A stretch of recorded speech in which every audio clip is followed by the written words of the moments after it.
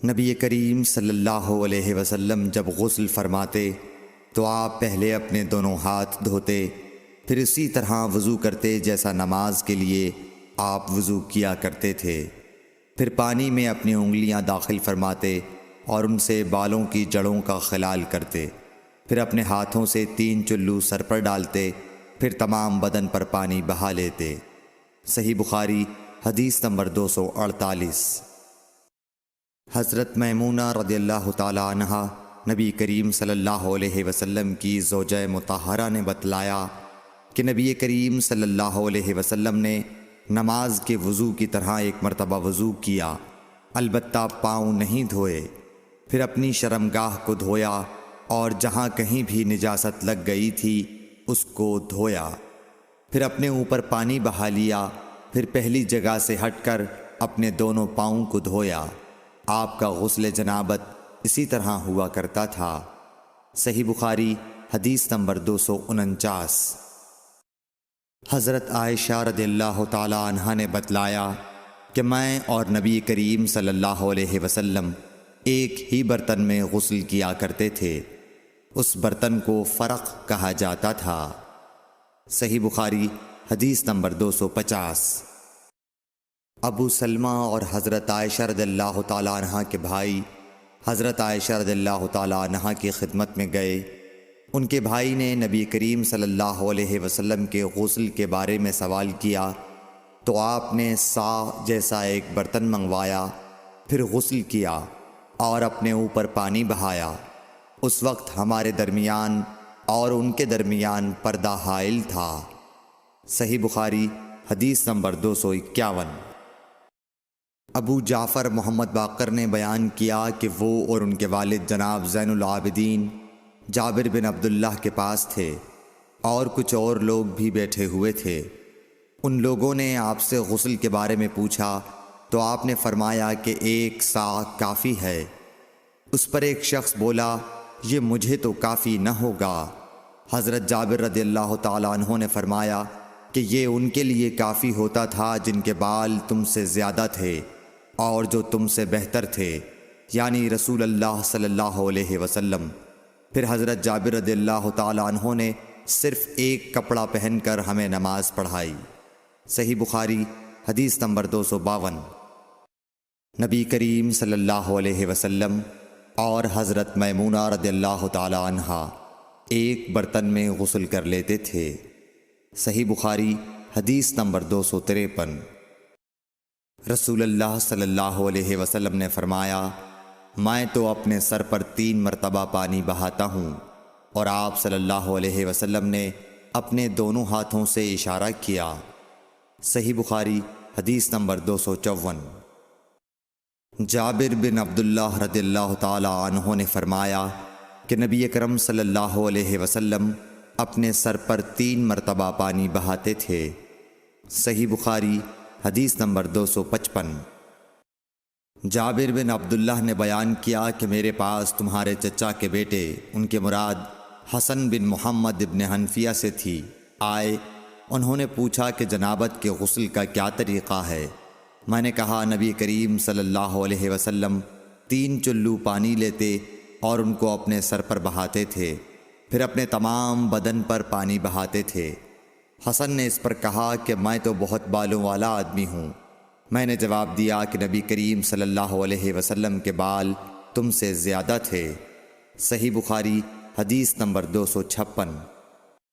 ام المومنین میمونہ رضی اللہ تعالی عنہا نے فرمایا کہ میں نے نبی کریم صلی اللہ علیہ وسلم کے لیے غسل کا پانی رکھا تو آپ نے اپنے ہاتھ 2 مرتبہ یا 3 مرتبہ دھوئے، پھر پانی اپنے بائیں ہاتھ میں لے کر اپنی شرمگاہ کو دھویا، پھر زمین پر ہاتھ رگڑا، اس کے بعد کلی کی اور ناک میں پانی ڈالا اور اپنے چہرے اور ہاتھوں کو دھویا، پھر اپنے سارے بدن پر پانی بہا لیا اور اپنی جگہ سے ہٹ کر دونوں پاؤں دھوئے۔ صحیح بخاری حدیث نمبر 257۔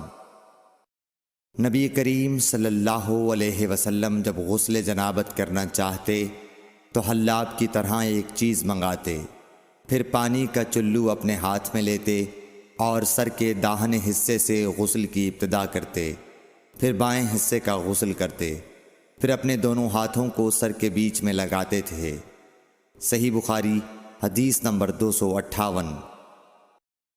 ام المومنین میمونہ رضی اللہ تعالی عنہا نے بیان فرمایا کہ میں نے نبی اکرم صلی اللہ علیہ وسلم کے لیے غسل کا پانی رکھا تو پہلے آپ نے پانی کو دائیں ہاتھ سے بائیں پر گرایا، اس طرح اپنے دونوں ہاتھوں کو دھویا، پھر اپنی شرمگاہ کو دھویا، پھر اپنے ہاتھ کو زمین پر رگڑ کر اسے مٹی سے ملا اور دھویا، پھر کلی کی اور ناک میں پانی ڈالا، پھر اپنے چہرے کو دھویا اور اپنے سر پر پانی بہایا، پھر ایک طرف ہو کر دونوں پاؤں دھوئے، پھر آپ کو رومال دیا گیا لیکن آپ نے اس سے پانی کو خشک نہیں کیا۔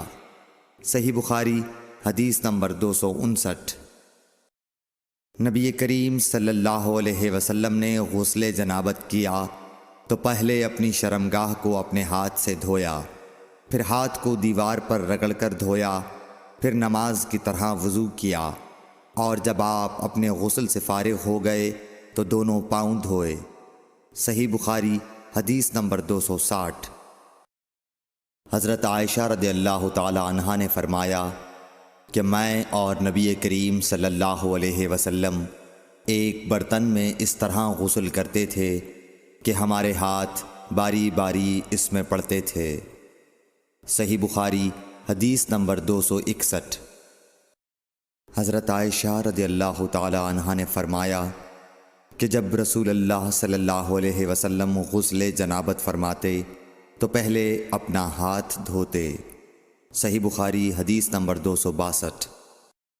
حضرت عائشہ رضی اللہ تعالی عنہا نے کہا کہ میں اور نبی کریم صلی اللہ علیہ وسلم دونوں مل کر ایک ہی برتن میں غسل جنابت کرتے تھے۔ صحیح بخاری حدیث نمبر 263۔ نبی کریم صلی اللہ علیہ وسلم اور آپ کی کوئی زوجہ مطہرہ ایک برتن میں غسل کرتے تھے۔ صحیح بخاری حدیث نمبر 264۔ میمونہ بنت حارث رضی اللہ تعالی عنہا نے کہا کہ میں نے حضرت صلی اللہ علیہ وسلم کے لیے غسل کا پانی رکھا اور پردہ کر دیا۔ آپ نے پہلے غسل میں اپنے ہاتھ پر پانی ڈالا اور اسے 1 یا 2 بار دھویا۔ سلیمان اعمش کہتے ہیں کہ مجھے یاد نہیں راوی سالم بن ابی الجعد نے تیسری بار کا بھی ذکر کیا یا نہیں۔ پھر دانے ہاتھ سے بائیں پر پانی ڈالا اور شرمگاہ دھوئی، پھر اپنے ہاتھ کو زمین پر یا دیوار پر رگڑا، پھر کلی کی اور ناک میں پانی ڈالا اور چہرے اور ہاتھوں کو دھویا اور سر کو دھویا، پھر سارے بدن پر پانی بہایا، پھر ایک طرف سے رکھ کر دونوں پاؤں دھوئے۔ بعد میں نے ایک کپڑا دیا تو آپ نے اپنے ہاتھ سے اشارہ کیا اس طرح کہ اسے ہٹاؤ، اور آپ نے اس کپڑے کا ارادہ نہیں فرمایا۔ صحیح بخاری حدیث نمبر 265۔ میمونہ رضی اللہ تعالی عنہا نے کہا کہ میں نے حضرت صلی اللہ علیہ وسلم کے لیے غسل کا پانی رکھا تو آپ نے پہلے پانی اپنے ہاتھوں پر گرا کر انہیں 2 یا 3 بار دھویا، پھر اپنے داہنے ہاتھ سے بائیں پر گرا کر اپنی شرمگاہوں کو دھویا، پھر ہاتھ کو زمین پر رگڑا، پھر کلی کی اور ناک میں ڈالا، پھر اپنے چہرے اور ہاتھوں کو دھویا، پھر اپنے سر کو 3 مرتبہ دھویا، پھر اپنے سارے بدن پر پانی بہایا، پھر آپ اپنی غسل کی جگہ سے الگ ہو گئے، پھر اپنے قدموں کو دھویا۔ صحیح بخاری حدیث نمبر 266۔ حضرت عائشہ رضی اللہ تعالی عنہا نے فرمایا اللہ ابو عبد الرحمن پر رحم فرمائے، میں نے تو رسول اللہ صلی اللہ علیہ وسلم کو خوشبو لگائی، پھر آپ اپنی تمام ازواج مطہرات کے پاس تشریف لے گئے اور صبح کو احرام اس حالت میں باندھا کہ خوشبو سے بدن مہک رہا تھا۔ صحیح بخاری حدیث نمبر 267۔ نبی کریم صلی اللہ علیہ وسلم دن اور رات کے ایک ہی وقت میں اپنی تمام ازواج مطہرات کے پاس گئے، اور یہ 11 تھیں، 9 منکوحہ اور 2 لونڈیاں۔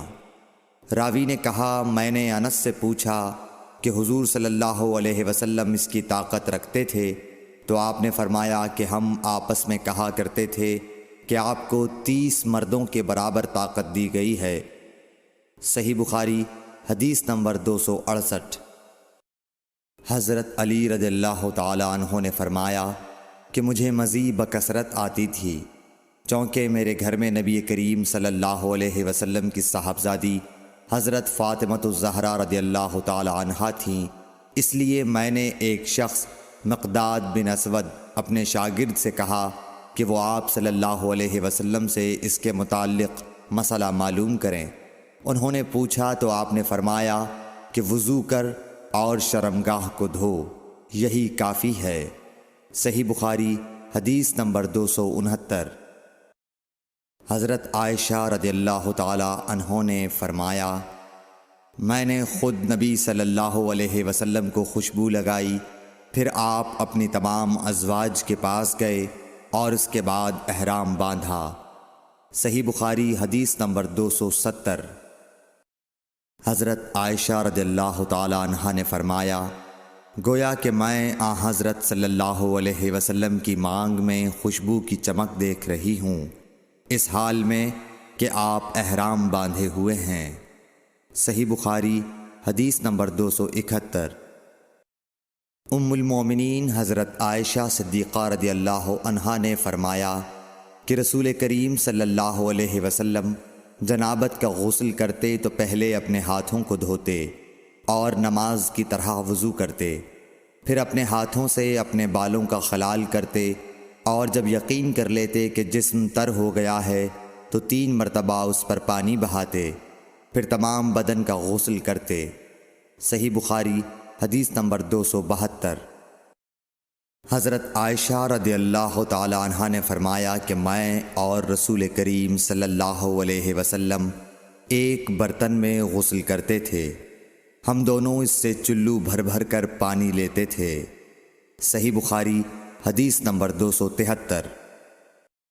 ام المومنین حضرت میمونہ رضی اللہ عنہا نے فرمایا کہ رسول اللہ صلی اللہ علیہ وسلم نے غسل جنابت کے لیے پانی رکھا، پھر آپ نے پہلے 2 یا 3 مرتبہ اپنے دائیں ہاتھ سے بائیں ہاتھ پر پانی ڈالا، پھر شرمگاہ دھوئی، پھر ہاتھ کو زمین پر یا دیوار پر 2 یا 3 بار رگڑا، پھر کلی کی اور ناک میں ڈالا اور اپنے چہرے اور بازوؤں کو دھویا، پھر سر پر پانی بہایا اور سارے بدن کا غسل کیا، پھر اپنی جگہ سے سرک کر پاؤں دھوئے۔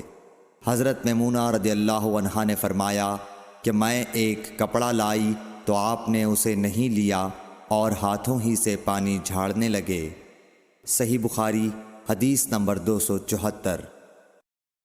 حضرت ابو ہریرہ رضی اللہ تعالی عنہ سے روایت ہے کہ نماز کی تکبیر ہوئی اور صفیں برابر ہو گئیں، لوگ کھڑے تھے کہ رسول کریم صلی اللہ علیہ وسلم اپنے حجرے سے ہماری طرف تشریف لائے۔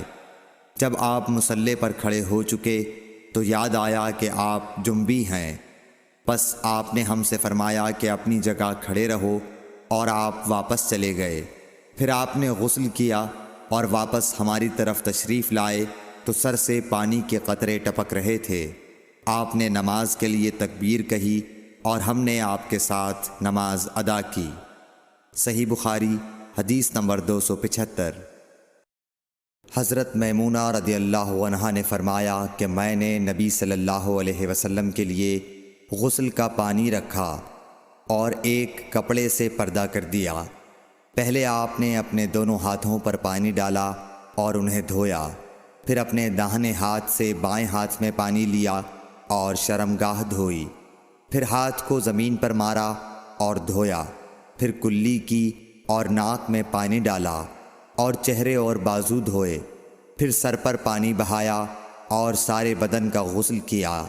اس کے بعد آپ مقام غسل سے ایک طرف ہو گئے، پھر دونوں پاؤں دھوئے۔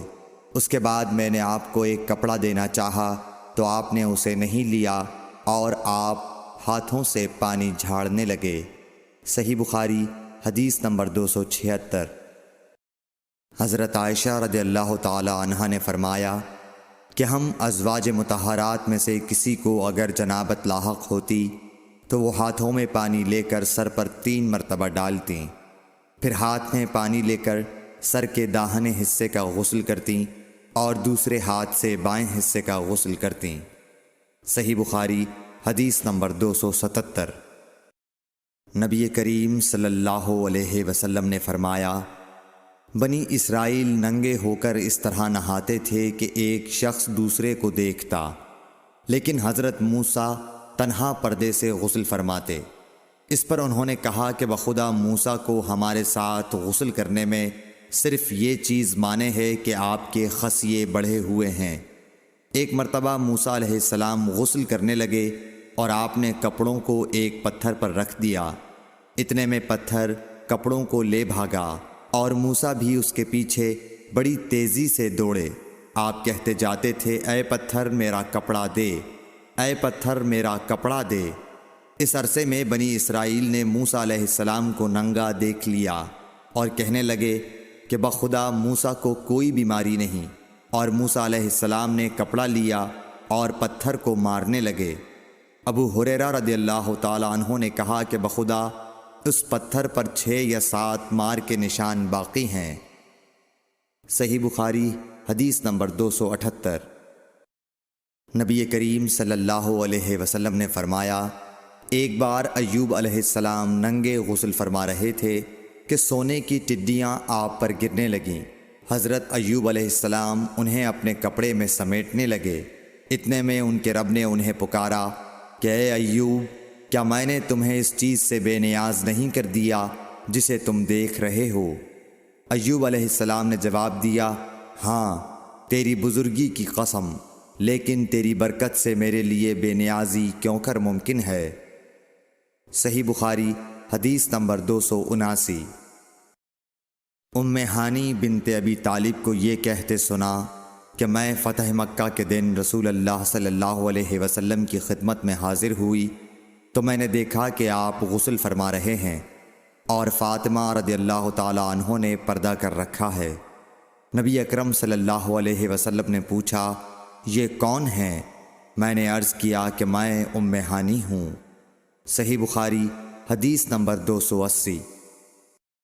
حضرت میمونہ رضی اللہ تعالی عنہا نے کہا، جب نبی کریم صلی اللہ علیہ وسلم غسل جنابت فرما رہے تھے، میں نے آپ کا پردہ کیا تھا تو آپ نے پہلے اپنے ہاتھ دھوئے، پھر داہنے ہاتھ سے بائیں پر پانی بہایا اور شرمگاہ دھوئی، اور جو کچھ اس میں لگ گیا تھا اسے دھویا، پھر ہاتھ کو زمین یا دیوار پر رگڑ کر دھویا، پھر نماز کی طرح وضو کیا پاؤں کے علاوہ، پھر پانی اپنے سارے بدن پر بہایا اور اس جگہ سے ہٹ کر دونوں قدموں کو دھویا۔